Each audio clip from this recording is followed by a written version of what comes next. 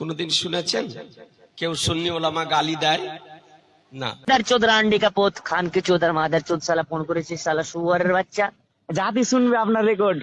সুন্নিদের পরিচয়, তারা যখন দলিল ও যুক্তি দিয়ে না পারে তখন তারা এইভাবে গালিগুলোজ আরম্ভ করে, অথচ তাদের দাবি তারা নাকি আশেকে রাসূল।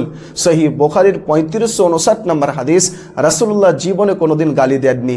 সহিহ বুখারীর 6044 নম্বর হাদিস, গালি দেওয়া হচ্ছে ফাসেকের কাজ। সহিহ বুখারীর 34 নম্বর হাদিস, মুনাফিকের একটি সিফাত হচ্ছে গালি দেওয়া।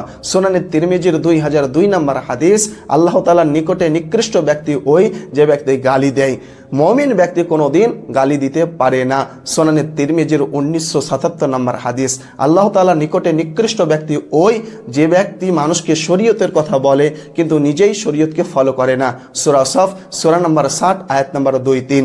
কিয়ামতের দিন এক শ্রেণীর হুজুর জাহান্নামে যাবে। তারা কারা? ইয়াকুলুনা মা লা ইয়াফআলুন, যারা মানুষকে ভালো কথা বলতো, মন্দ কাজ থেকে নিষেধ করত, কিন্তু তারা নিজেই মন্দ কাজ করত। যেমন তারা বলতো গান শোনা হারাম, নিজেই গান শুনতো। তারা বলতো গালি দেওয়া হারাম, তারা নিজেই গালি দিত।